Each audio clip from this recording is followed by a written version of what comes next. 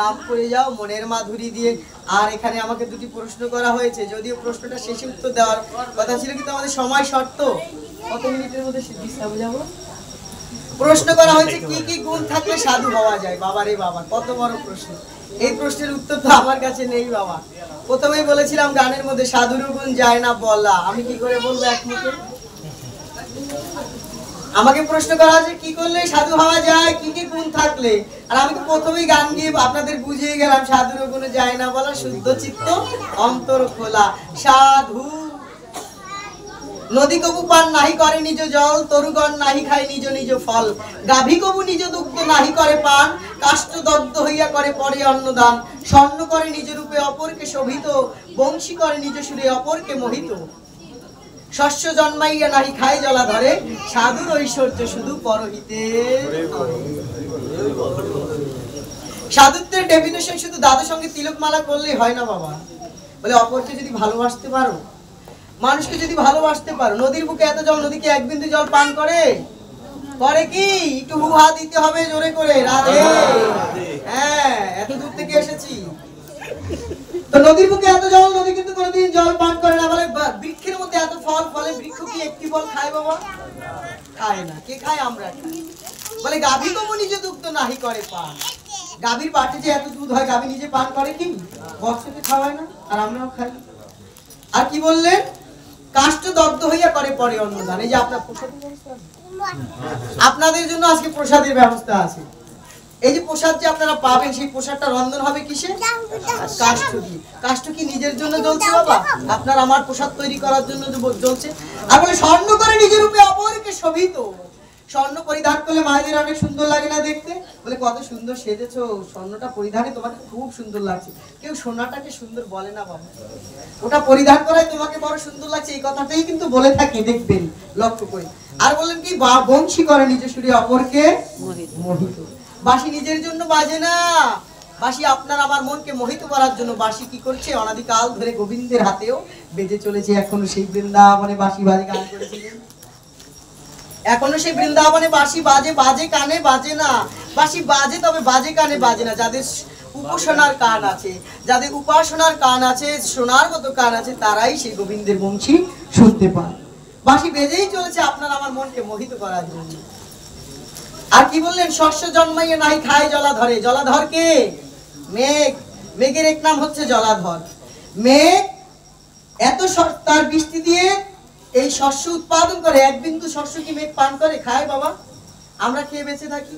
তাই বলছেন সাধুর ঐশ্বর্য শুধু পরহিতের তরে।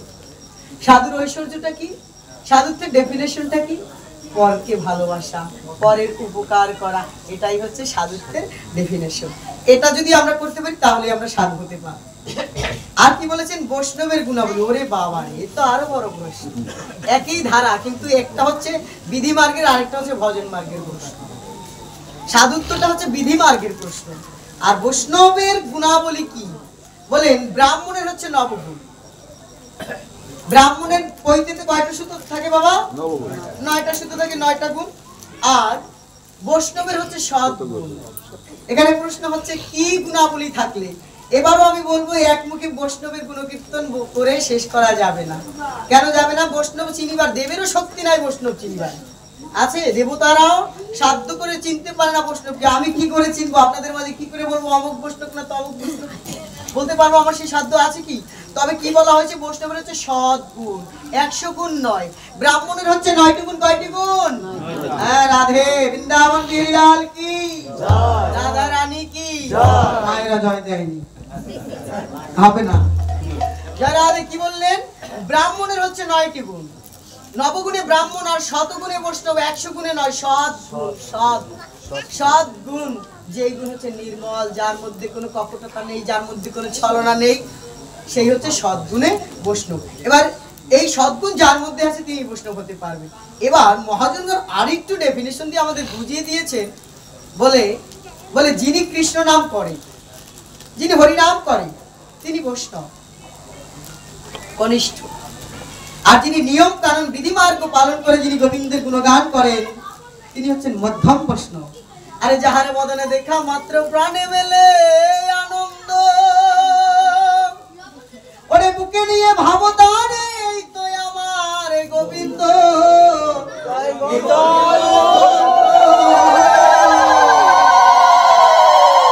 তোমার প্রতি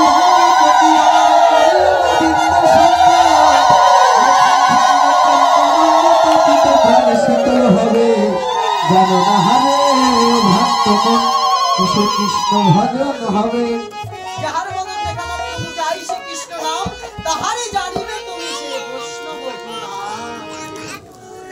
যাকে পথে দেখা মাত্রই বলি হরে কৃষ্ণ নিতাই গৌর হরি বল জয় নিতাই জয় রাধে জয় গুরু হরি বল যাকে দেখা মাত্রই আমার হৃদয়ের মধ্যে থেকে আমার মনের মধ্যে থেকে কৃষ্ণের নাম চলে আসে বুঝতে হবে শাস্ত্রকার বলে দিয়েছে তিনি বৈষ্ণব। এবার আর কি গুণের কথা বলবো বাবা যাকে দেখা মাত্রই কৃষ্ণ নাম চলে আসবে বদনে তাহাকে জানিবে তিনি উত্তম বৈষ্ণব বৈষ্ণব প্রধান চৈতন্য ভাগবতে কলম দিয়েছেন বৃন্দাবন দাস যাহাকে দেখা মাত্র মুখে আইসে কৃষ্ণ নাম অনেককে আমরা দেখি অনেককে দেখলে আমরা কৃষ্ণকে ভুলে যাই ভুলি না বলে যার মুখ দেখে ভুলে যাবে হরি তার মুখ পানে ভাই চেয়েও না তার মুখ পানে চেয়েও না যার মুখে ভাই হরি কথা নাই তার কাছে তুমি যেও না যার মুখ দেখে ভুলে যাবে হরি তার মুখ পানে চেয়েও না যার মুখ দেখা মাত্র ভুলে যাবে সে যে কেউ হতে পারে তিনি বৈষ্ণব নয় আর যাকে দেখা মাত্র হৃদয়ে আনন্দে উদ্বেলিত হবে কৃষ্ণ নাম আসবে তাকে বুঝতে হবে তিনি বৈষ্ণব। যেখানে প্রশ্ন যা করা হয়েছিল আমি আমার সাধ্য মতো যদি এই প্রশ্নের উত্তর আমার কাছে নেই মহাজনগণ যেভাবে বলেছেন আমি সেইভাবেই হয়তো বা আমরা যে বৈষ্ণব সেবা দিই সেই বৈষ্ণবের যে গুণাবলী বলা আমারই নাই অন্য কারণ এটা তো আমারই নাই আমি কি বলবো জয় রাধে যাই হোক ওই যে দেবতারও সাধ্য নাই বৈষ্ণব চিনিবারে বাবা পথের মাঝে কত নুড়ি পড়ে থাকে পথের মাঝে কত নুড়ি পড়ে থাকে রামকৃষ্ণ পরমহংসদেব শিষ্যদের উদ্দেশ্য করে বলেছিল বাবা রে পথের মাঝে কত নুড়ি পড়ে থাকে কোন নুড়ির মধ্যে যে নারায়ণ আছে সেটা আর আমরা বলতে পারি না বাবা কোন নুরির মধ্যে যে নারায়ণ আছে কোন মনির পরশে আমার হৃদয় সরস হবে তাপিত অঙ্গ শীতল হবে কোন ভক্তের পরশে কোন ভক্তের চরণ ধুলি লেগে যে আমার তাপিত দগ্ধ হৃদয় মুহূর্তের মধ্যে শীতল হবে আমি গোবিন্দকে লাভ করতে পারবো আমরা তো বলতে পারি না অনেক নুরি পড়ে থাকে পথের মাঝে যদি নুরির সঙ্গ করতে করতে একদিন পরম বৈষ্ণবের কৃপা হয়ে যায় তাই মহাজন বলেছেন ব্রহ্মাণ্ড ভূমিতে কোন ভাগ্যবান জীব গুরু কৃষ্ণ প্রসাদে পায় ভক্তি লতা বীজ ব্রহ্মাণ্ড ভূমিতে কোন ভাগ্যবান জীব গুরু কৃষ্ণ প্রসাদে পায় ভক্তি লতা বীজ ব্রহ্মাণ্ড ঘুরতে ঘুরতে যদি সাধুগুরু বৈষ্ণবের কৃপা হয়ে যায় কার পরশে যে আপনার আমার তাপিত দত্ত হৃদয় সরস হয়ে যাবে গোবিন্দ প্রেম লাভ হয়ে যাবে আমরা বলতে পারি না তাই কি বলেছে ধর ভাই সাধুর সঙ্গ ধর ধর সাধুর চরণ ধর যে চরণে শরণ নিয়ে তোমরা গোবিন্দ গোবিন্দ গোবিন্দ পাবে ধর ধর ভাই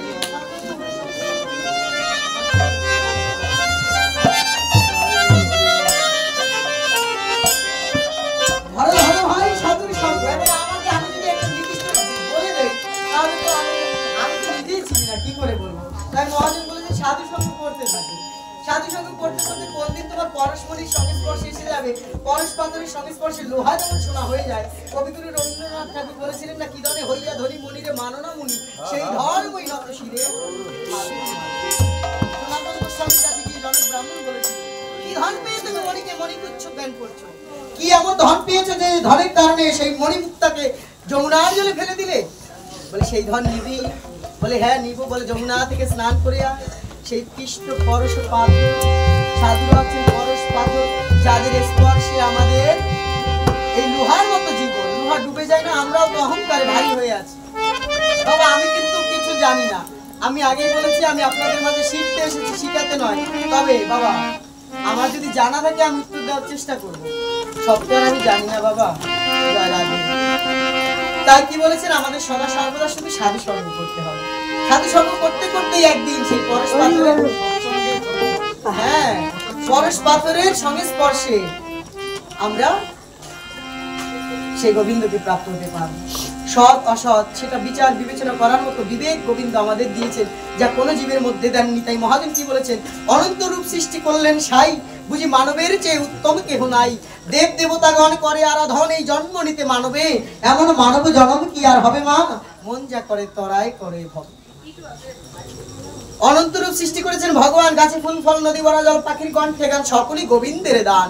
এত সুন্দর সৃষ্টি, তার মধ্যে সর্বশ্রেষ্ঠ সুন্দর সৃষ্টি হচ্ছে এই মানব। দেবতারাও ভগবানের কাছে বাসনা করে, ভগবান তুমি আমাকে মানব কুলে পাঠিয়ে দাও। এবার কেন মানব শ্রেষ্ঠ কেন না, মানবের মধ্যে তিনি বিবেক বুদ্ধি দিয়েছেন, কোনটা সৎ কোনটা অসৎ, কোনটা নিত্য কোনটা অনিত্য, কোনটা মিথ্যা কোনটা সত্য, এটা তো তোমার বোঝার মতো যথেষ্ট জ্ঞান ভগবান আমাদের দিয়ে দিয়েছেন। এখন চলাটাই হচ্ছে আমাদের কর্তব্য। এরপরে ভগবত গীতায় প্রবেশ করবো নাকি প্রশ্ন? জয় রাধে। আমরা জানি জন্মযান মৃত্যু তার, শ্রীকৃষ্ণের জন্মাষ্টমী ঘটাঘটি ভাবে পালন করি, কিন্তু মৃত্যুবার্ষিকী পালন করা হয় না কেন? আচ্ছা বাবা, ভগবান বলেছেন আমার জন্ম নাই মৃত্যু নাই, আপনি গীতার মধ্যে এই শ্লোকটি তুলে ধরলেন, সেখানে ভগবান যেখানে বলেছে আমার জন্ম নাই মৃত্যু নাই, এটাও তো বলেছে, সেই প্রশ্নটাও তো আসবে। ভগবান বলেছেন যদা যদা হি ধর্মস্য গ্লানির্ভবতি ভারত অভ্যুত্থানম ধর্মস্য তদাত্মানম সৃজাম্যহম পরিত্রাণায় সাধুনাম বিনাশায় দুষ্কৃতম ধর্ম সংস্থাপনার্থায় সম্ভবামি। আমি যুগে যুগে অবতীর্ণ হই, আমার জন্ম নাই মৃত্যু নাই অর্জুন, তবে আমার দিব্য জন্ম এবং কর্ম যিনি যথাযথভাবে জানেন। ভাদ্র মাসের শুক্ল পক্ষের অষ্টমী তিথিতে গোবিন্দ ধরাধামে এসেছেন, তাই আমরা ঘটা করে জন্মাষ্টমী পালন করি, তাই তো তার মৃত্যু দিবস পালন করি না। বলে ভগবান কি মরেছেন বাবা? ভগবান কি জন্ম নিয়েছেন? বলে হে অর্জুন, তুমি আর আমি পূর্বে ছিলাম, এখনো আছি, পরবর্তীতেও থাকবো, সমস্ত কথা আমার মনে আছে, তোমার মনে নেই। তুমি যদি ব্রহ্মজ্ঞান লাভ করতে পারো তবে তোমার মনে পড়বে। আর এই যে আমার জন্ম নাই, আমার ক্ষুধা নাই, আত্মকাম পুণ্যকাম, আমার ক্ষুধা নাই তৃষ্ণা নাই, তবু আমি কেন খাই? বলে লীলা করার জন্য। আমি জগৎ জীবকে দেখানোর জন্য আমি লীলা করি, আমি আসি লীলা বিলাস করার জন্য, আর জগতের জীব আসে কর্মফল ভোগ করার জন্য। তো জন্মাষ্টমী, এখানে ভগবানের জন্মাষ্টমী আমরা অনেক ক্ষেত্রে বলি, কিন্তু সঠিক কথা হবে ভগবানের আবির্ভাব তিথি, যে তিথিতে গোবিন্দ আবির্ভূত হয়েছে। এবার তিনি বলেছেন সেটা আমরা পালন করি। বলে পালন করা কর্তব্য যেই দিনটিতে আমার গোবিন্দ ধরাধামে এই পার্থিব জগতের বৃন্দাবনে, হৃদয়টা তো একটা বৃন্দাবন, সেখানে তো গোবিন্দ অনাদিকাল ধরে বিরাজ করছে, আর পার্থিব জগতের বৃন্দাবনে গোবিন্দ এসেছেন, সেই জন্মাষ্টমীটা আমরা পালন করি, তাই তো? তাও আর ঘটা করে পালন করি, কিন্তু মৃত্যুবার্ষিকী পালন করি না। ভগবান বললেন আমার জন্ম নাই মৃত্যু নাই, আমি যুগে যুগে অবতীর্ণ হই কেন না, সাধুদের পরিত্রাণ করার জন্য। আবার যদি প্রশ্ন করেন বাবা সাধুদের আবার পরিত্রাণ কি? তারা তো এমনিতেই ভালো। আমরা বলি না ভালো মানুষের বিপদ নেই, ভালো মানুষকে ভগবান ভালোই রাখেন। তাহলে সাধু নয় পরিত্রাণায় সাধু নাম, সাধুদের পরিত্রাণ করার জন্য তিনি আসেন। বলে কেমন সাধুদের পরিত্রাণ করার জন্য আমি আসি জানো? আমার ভক্তরা আমাকে না দেখতে পেলে তারা ভালো লাগে না, সেই সাধুদেরকে আমি আনন্দ দেওয়ার জন্য যুগে যুগে আসি। আমি প্রতি যুগে যুগে এসে সত্য ত্রেতা দাপুর, প্রতি যুগে সত্য যুগে হিরণ্যকশিপু আমি বধ করেছি, ত্রেতায় রাবণ কুম্ভকর্ণ আমি বধ করেছি, দাপুরে শিশুপাল জরাসন্ধ আমি বধ করেছি। যদি প্রশ্ন হয় গোবিন্দ তুমি তারপরও কেন আসো? বলে আমার ভক্তকে আমি বড় ভালোবাসি, আমার জন্মটাই বড় কথা নয়, আমি ভক্তকে ভালোবেসে ভক্তের কাছে ছুটে আসি, আর সেই ছুটে আসার দিনটাই হচ্ছে আবির্ভাব তিথি বা জন্মাষ্টমী বলে আমরা উল্লেখ করে থাকি। এবার বলেছেন মৃত্যু বার্ষিকী কেন পালন করি? ভগবান যদি আমার মধ্যে থেকে চলে যায় বাবা, তাহলে এই কথা বলার ক্ষমতা আমাদের থাকবে? ভগবানের কি মৃত্যু আছে? আমাদের সনাতন ধর্মটা বর্তমান, যা পূর্বে ছিল এখন আছে পরবর্তীতেও থাকবে, মানে বর্তমান নিয়ে কথা বলতে হবে। ভগবান আছেন, আমার মধ্যে ভগবান আছে বলেই আমি কথা বলছি। ভগবানের যদি মৃত্যু হয়ে যায় তাহলে তো আমারও মৃত্যু, আমি কি করে আপনার কাছে এসে বলবো? ভগবানের কোনো মৃত্যু নেই, তার মৃত্যু হয় না, তিনি অজেয়। এই আত্মা পরমাত্মা রূপে তিনি বিরাজ করছেন হৃদয়ের মধ্যে, দেহের মধ্যে। বলছে একটি কেশাগ্রকে 10,000 ভাগের 1 ভাগ করলে যতটুকু পাওয়া যায় ততটুকু হচ্ছে পরমাত্মার অংশ। সেই পরমাত্মা গোবিন্দ আমাদের মধ্যে আছে, তাকে অগ্নিতে পোড়ানো যায় না, জলে ভেজানো যায় না, রোদ্রে শুকানো যায় না, বাতাসে শুকানো যায় না। সেই গোবিন্দ অনাদির আদি গোবিন্দ, সর্বকারণের পরম কারণম, তার যে মৃত্যু নাই বাবা। এই যে আমরা রাত্রিবেলা ঘুমিয়ে থাকি, আমি ঘুমাই, আমার গোবিন্দ পাহারা দেয়। হাসপাতালের বেডে দেখবেন আমরা যখন অসুস্থ হয়ে যাই, আমার জনম দুঃখিনী মা কি করে, শিওরে বসে বসে আমাকে আদর করে, আমার সেবা যত্ন করে। একটি সময় আসে রাতে, সেই সময় মাও ঘুমিয়ে পড়ে, কিন্তু ভগবান বলে তোর মাও ঘুমিয়ে গেল, তুইও ঘুমিয়ে গেলি। এবার আমি তো জেগে জেগে তোকে ভাড়া দিব। আমি যদি একটিবার ঘুমিয়ে যাই তাহলে এই জগৎ সংসার যে ধ্বংস হয়ে যাবে। তাই ভগবানের কোনো মৃত্যু নাই বাবা, যার মৃত্যু নাই, আগম নিগম সার, যার মৃত্যু নেই তার মৃত্যু দিবস কি করে পালন করবে? ভগবানের কি আর মৃত্যু আছে? তিনি তো আমার প্রাণের মধ্যেই আছে। কবিগুরু রবীন্দ্রনাথ ঠাকুর বলেছেন না, বাহির পানে চোখ মেলেছি, বাহির পানে আমার হৃদয় পানে, চাইনি আমার হিয়ার মাঝে লুকিয়েছিলে দেখতে, আমি পাইনি তোমার দেখতে, আমি পাইনি। এত দেশ ঘুরলাম, কত জায়গায় ঘুরলাম তোমাকে পাওয়ার জন্য, তোমাকে পেলাম না। তুমি যে আমার হৃদয়ের মাঝে আছো। আমার মরবে কি বাবা? আমার হৃদয়ের মাঝেই তো সে আছে, সে যে আমার হৃদয়ের মাঝেই আছে। তুমি মোর আনন্দ হয়েছিলে আমার খেলায়, ওগো তুমি মোর আনন্দ হয়েছিলে আমার খেলায়, আনন্দে তাই ভুলেছিল, আনন্দে তাই ভুলেছিল, কেটেছে দিন হেলায়। গোপন রহি গভীর প্রাণে আমার দুঃখ সুখের গানে সুর দিয়েছ তুমি, আমি তোমার গান তো গাইনি আমার হিয়ার মাঝে। আচ্ছা, তিনি মরল কখন? তিনি যদি আমার হিয়ার মাঝে থেকে থাকে, আমি কেন মৃত্যু দিবস পালন করব বলুন? যিনি আমার হিয়ার মাঝে জীবিত এখনো আছেন বর্তমান, যার জোরে আমি কথা বলছি, মৃত্যু দিবস কেন পালন করবো? রাধেশ্যাম। যাই হোক, প্রশ্ন করতে গেলে তো অনেক প্রশ্ন আসে, উত্তরও আসবে, জয় রাধে। কিন্তু সময় এখন শিল্পীবৃন্দ এসেছেন তো, হ্যাঁ, ভগবান এবং ঈশ্বর, ভগবান এবং ঈশ্বর। দেখুন, যিনি ভগবান তিনি ঈশ্বর, যিনি ভগবান তিনি ঈশ্বর। ওই জল পানি লাউ কদু একই কথা। যিনি ভগবান তিনি ঈশ্বর। ভগবান, পাঁচটি শব্দ না? ভগবান, ভূমি, বতে কি বাতাস, আতে আকাশ, আর কি ভূ, মতে মাটি, ভ গ গতে গগন, আনে আকাশ, ভতে ভূমি, ভূমি আকাশ, তারপরে বা বাতে বাতাস, আতে আগুন, আগুন, আর কি নতে কি নদী জল। এই পাঁচটি তত্ত্ব দিয়ে ভগবান তত্ত্ব গঠিত। বলে এই পাঁচটি ক্ষিতি অপ্তেশ মরুদ বম, জল মাটি অগ্নি বায়ু আকাশ, এই পাঁচটি তত্ত্ব দিয়ে আপনার আমার মধ্যে ভগবান আছেন। যারা জাগ্রত করতে পেরেছেন তারা হয়েছেন মহামানব, মহামানবী দেব মানব। আর আমি জাগ্রত করতে পারিনি বলে আমি অধমই রয়ে গেলাম। ভগবান আর ঈশ্বর একই বস্তু, যার মধ্যে সর ঐশ্বর্যপূর্ণ তিনি ভগবান। সর ঐশ্বর্য কি? সমস্ত শ্রী, সমস্ত জ্ঞান, সমস্ত বৈরাগ্য, সমস্ত ঐশ্বর্য, সমস্ত বীর্য এবং সমস্ত শ্রী। এই যে ছয়টি বস্তু যার মধ্যে আছে, তিনি হচ্ছেন সর ঐশ্বর্যপূর্ণ ভগবান। একমাত্র গোবিন্দের মধ্যে সর ঐশ্বর্য। তিনি 16 কলায় পরিপূর্ণ, 64টি কলায় পরিপূর্ণ ভগবান। আকাশের চাঁদ 15 কলায় উদিত হয়, প্রতিপদ থেকে শুরু করে অমাবস্যা পর্যন্ত গুনবেন 15 কলা। আর আমার ওই যে গোবিন্দকে দেখছেন, তিনি 16 কলায় পরিপূর্ণ। তাই ভগবান হচ্ছেন, ভগবান আর ঈশ্বর একই বস্তু। এর আধ্যাত্মিক দিকে গেলে আরো অনেক বিষয় আছে, যদিও সব জায়গায় আর সব আধ্যাত্মিক আলোচনাতে আর আমরা প্রবেশ করতে পারি না। এই যে ক্ষিতি অপ্তেশ মরুদ্ভম, ভগবান আপনার মধ্যেও আছে, আমার মধ্যেও আছে, সকলের মধ্যেই আছে, তার শব্দের মধ্যে দিয়ে আছে। যিনি ঈশ্বর তিনি ভগবান, তিনি আল্লাহ, তিনি গড, একই বস্তু। একজনেই সবার হৃদয়ের মধ্যে বিরাজ করছেন, একই পরমাত্মা সকলের হৃদয়ের মধ্যে বিরাজ করছেন, একই পরিমাণ।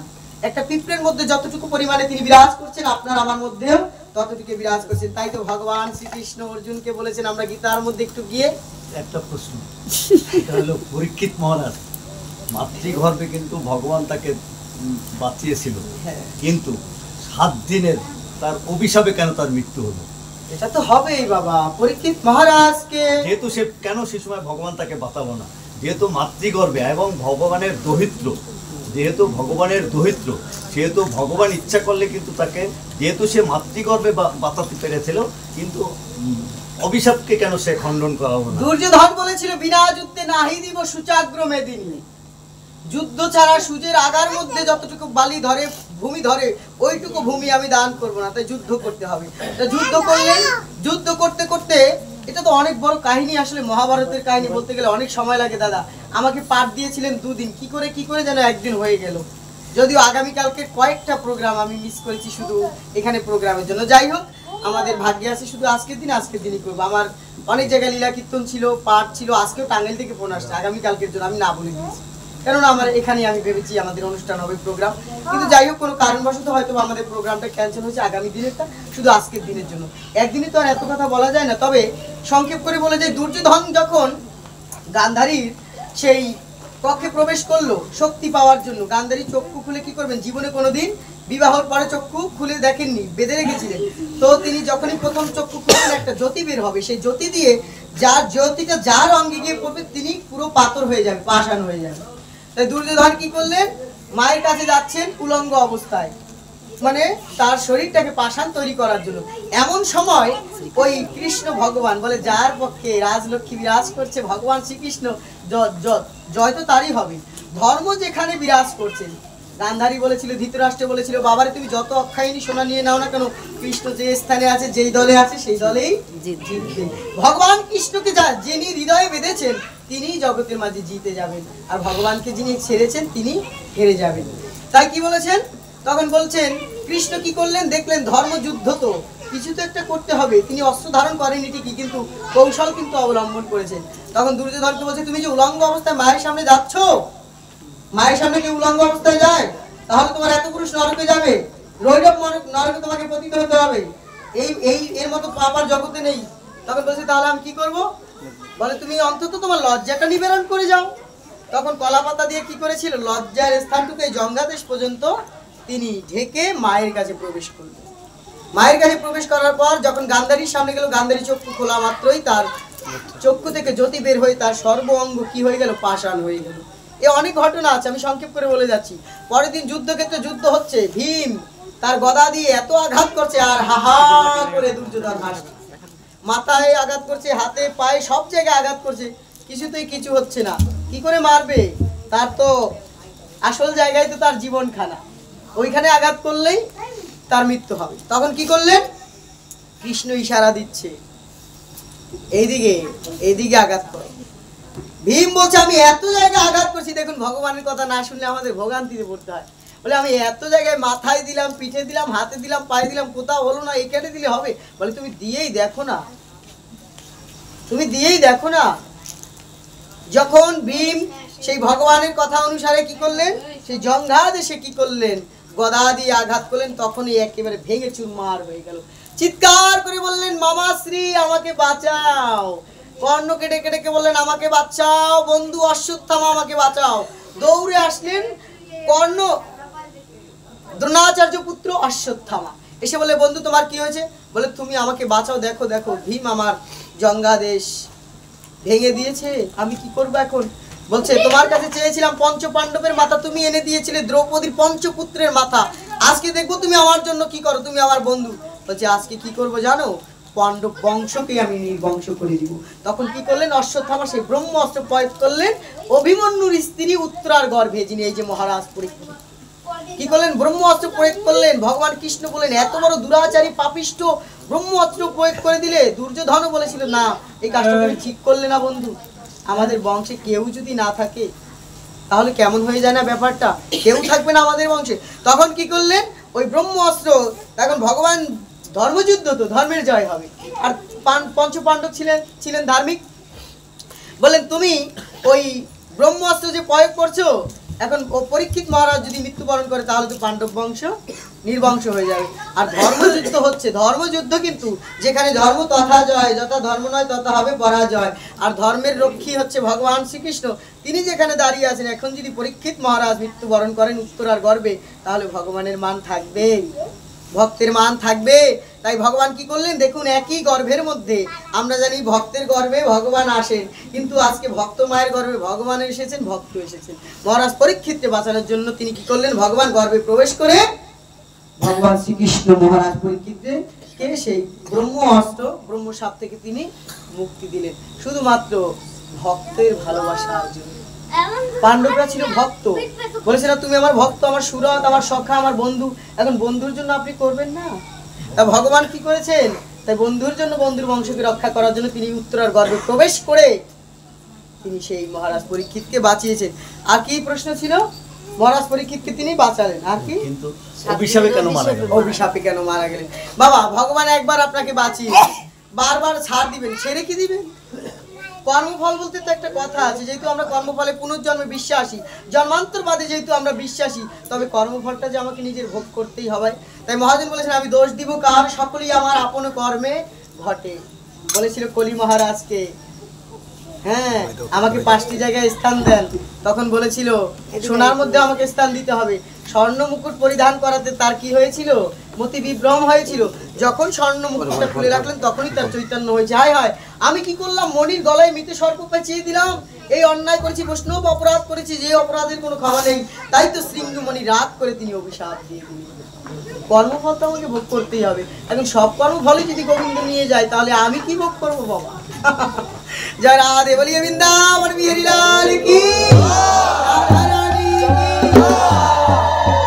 তাই আমরা বিশ্রামের দিকে চলে যাচ্ছি, আমাদের শিল্পীবৃন্দ একটু গান করবেন আপনাদের মাঝে। তাই দেখুন, বলতে গেলে তো কত কথা, একটু সময় আর কি হয়। তো আজকে আমরা ভগবদ গীতার একটি শ্লোক থেকে অধ্যয়ন করে আমরা বিশ্রামের দিকে চলে যাই। ভগবান কি বলছেন, এত কিছু জানানো, এত কিছু বোঝানোর পরে ভগবান বলছেন, সর্বধর্মান পরিত্যাজ্যং মামেকাং শরণং ব্রজ অহং ত্বাং সর্বপাপেভ্যো মোক্ষয়িষ্যামি মা শুচো। ভগবান বললেন, হে অর্জুন তুমি সমস্ত প্রকার ধর্ম পরিত্যাগ করে আমার শরণাপন্ন হও, আমি তোমাকে সকল পাপ থেকে উদ্ধার করি। সমস্ত ধর্ম কি, এখন কোন ধর্ম পরিত্যাগ করবো বাবা? আছি তো হিন্দু ধর্মে, সনাতন ধর্মে, ত্যাগ করবো কোন ধর্ম? বলে কোন ধর্ম ত্যাগ করবে? এই যে 10 ইন্দ্রিয়, চক্ষু কর্ণ নাসিকা জিহ্বা ত্বক, 5টি জ্ঞানেন্দ্রিয়, বাক পানি পাদপায়ু উপস্থ 5টি কর্মেন্দ্রিয়, এই 10 ইন্দ্রিয়ের অধিপতি হচ্ছে মন। 11 ইন্দ্রিয়, এই 11 ইন্দ্রিয়ের 11টি ধর্ম আছে। চোখের ধর্ম কি বাবা? শব্দ স্পর্শ রূপ রস গন্ধ, হ্যাঁ 5টি জ্ঞানেন্দ্রিয়। চোখের ধর্ম হচ্ছে দেখা, রূপ দর্শন করা। কানের ধর্ম কি? শ্রবণ করা। নাকের ধর্ম গন্ধ নেওয়া। জিহ্বার ধর্ম স্বাদ আস্বাদন করা। ত্বকের ধর্ম হচ্ছে কি? স্পর্শ সুখ অনুভূত করা। এখন এই যে এক একটা ইন্দ্রিয়ের আমাদের যে এক একটা ধর্ম, বলছে তুমি তো নিজের ইন্দ্রিয় সুখ ভোগের কারণে নিজের ধর্ম নিয়ে পড়ে আছো, ওই ধর্মগুলো বাদ দিয়ে তুমি আমার দিকে হও। বলে তাহলে কি ইন্দ্রিয় চোখ আছে, চোখ বুঝে থাকবো?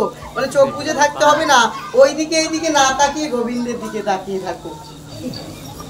গোবিন্দের কথা শ্রবণ করো, কান দিয়ে মুখ দিয়ে গোবিন্দের কথা বলো, এই ধর্ম পালন করো। যার যেই ধর্ম, কোন ধর্ম? চোখের ধর্ম দেখা, কি দেখবো? গোবিন্দ রূপ দর্শন করব। তাই মহাজন বলেছেন কি, গোবিন্দ রূপ দর্শন করব, গোবিন্দের কথা কানে শ্রবণ করব, পা দিয়ে সাধু সঙ্গে হেঁটে যাব, আর চামড়া দিয়ে ত্বক দিয়ে কি করবো? সাধুগুরু বৈষ্ণবের চরণ ধুলি বলবো। চরণ ধুলি নিব, আর কি বলবো? আমি হরি বলবো, আরে মদন মোহন হেরে বগো, হরি বলবো, আরে মদন মোহন হেরে বগো, আমি এই রূপেতে ব্রজের পথে চলবো গো, আমি এই রূপেতে ব্রজের পথে চলবো গো, আমি বলবো হরি বলবো, আরে মদন মোহন হেরে বগো, হরি বলবো। সময় শেষ হয়ে যাচ্ছে, ফুরিয়ে যাচ্ছে।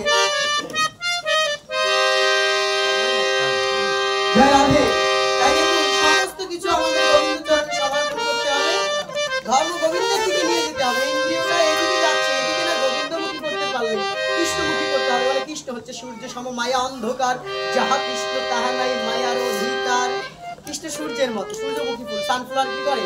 সবসময় সূর্যের দিকে তাকিয়ে থাকে না? ভগবান বলছে তুমিও আমার দিকে তাকিয়ে থাকো সর্বধর্ম পরিত্যাগ করে, তবেই তো তোমাকে আমি উদ্ধার করবো। কিন্তু আমরা কি করছি? এই জগতের মায়া মোহে পড়ে আমরা গোবিন্দকে ভুলে গিয়েছি না? কবে যাবো সেই বৃন্দাবন, কবে হবে গোবিন্দের দর্শন, কবে হবে তাপিত পরাণ শীতল। তাই মহাদেব বলছেন ভিতরে যাবো বৃন্দাবন, ভিতরে যাবো। গোবিন্দ বলছেন আমি তোমাকে উদ্ধার করবো, কিন্তু ধরে পথ তো খুঁজে পাচ্ছি না, ওই সংসারে করে পড়ে আছে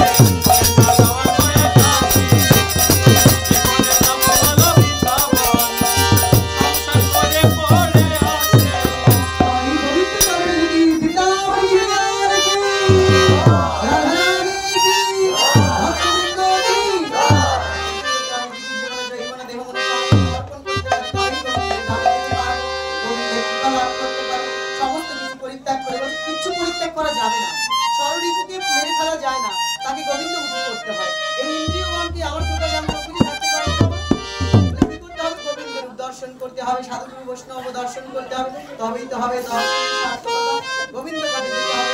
তাই বললেন কি বৃন্দাবনের শ্রীমতী রাধারানী এই যে সর্বধর্ম পরিত্যাগ দিয়ে ভাগবতের আমাদের রাধারানীর প্রেমকে গোবিন্দ ইঙ্গিত করে দিয়েছেন। দেখো দেখো আমার রাধারানী সমস্ত ধর্ম পরিত্যাগ করে আমাকে ভালোবেসেছিল।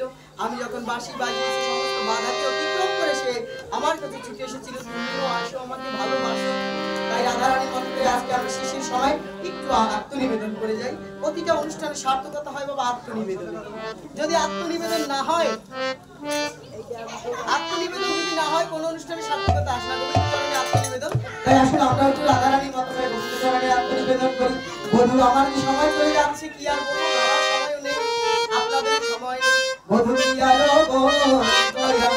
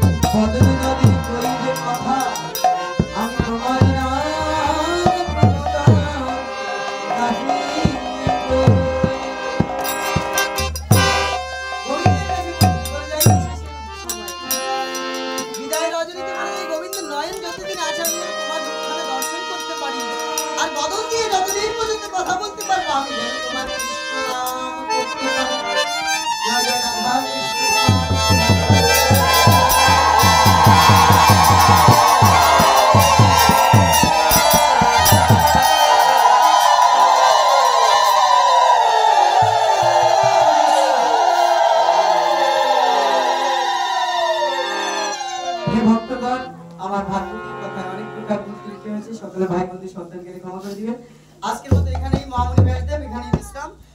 আর আপনারা ভালো থাকবেন, সুস্থ থাকবেন, আনন্দ অনুষ্ঠান উপভোগ করবেন।